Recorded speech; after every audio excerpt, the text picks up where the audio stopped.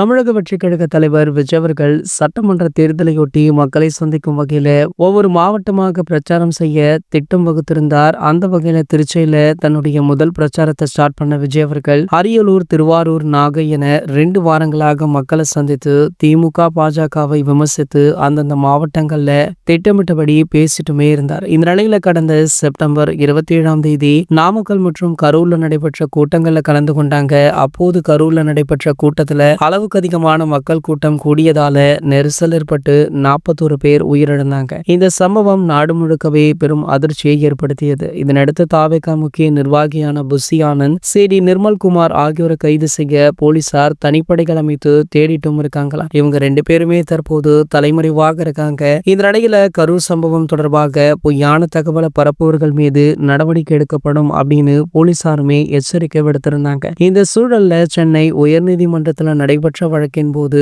தாவேகாவுடைய செயல்பாடுகளை விமர்சித்து நீதிபதி கருத்துமே தெரிவித்திருந்தார். இது போன்று தொடர்ந்து திமுக தாவேகாவை எதிர்த்து பல செயல்பாடுகளை செஞ்சிட்டு இருக்காங்க. இந்த வேளையில தற்போது தாவேகாவிற்கு கரூர் மக்களும் பல பிரபலங்களுமே ஆதரவு தெரிவிச்சிட்டு இருக்க இந்த நிலையில தற்போது காமெடி நடிகரான கவுண்டமணி அவர்கள் சமீபத்துல தாவேகா விஜய் அவர்களை நேர்ல சந்தித்திருக்காராம். சந்தித்தது மட்டுமல்லாமல் அவருக்கு ஆறுதல் சொல்லியிருந்தார். காரணம் என்ன அப்படின்னு பாத்தீங்கன்னா, இந்த சம்பவம் நடந்து 3 நாட்கள் கழித்து தளபதி விஜய் அவர்கள் அனைத்து கேள்விக்குமே பதில் கொடுக்கும் விதமாக ஒரு வீடியோ ஒன்றை வெளியிட்டிருந்தார். அதுல மிகவும் உருக்கமாக பேசியிருந்தார். ஆகையால பாத்தீங்கன்னா தளபதி விஜய் அவர்களுக்கு பலருமே ஆறுதல்கள் சொன்னாங்க. அந்த வகையில தற்போது காமெடி நடிகர் கவுண்டமணி அவர்கள் நேர்ல சென்று அவருடைய ஆதரவை தெரிவித்திருப்பது தற்போது பலருக்குமே அதிர்ச்சியை கொடுத்திருக்கு. மேலும் அண்மையில தான் காமெடி நடிகர் கவுண்டமணி அவர்களுடைய மனைவி காலமானாங்க. அப்போது ஒரு சில பிரபலங்கள் தான் அந்த துக்க நிகழ்வுல கலந்து கொண்டாங்க. ஆனால் முதல் ஆளாக தளபதி விஜய் அவர்கள் அந்த துக்க நிகழ்வுல கலந்து கொண்டார் அப்படின்றதுமே குறிப்பிடத்தக்கது. இது போன்ற செய்திகளை பற்றி நீங்க உடனே தெரிஞ்சுக்க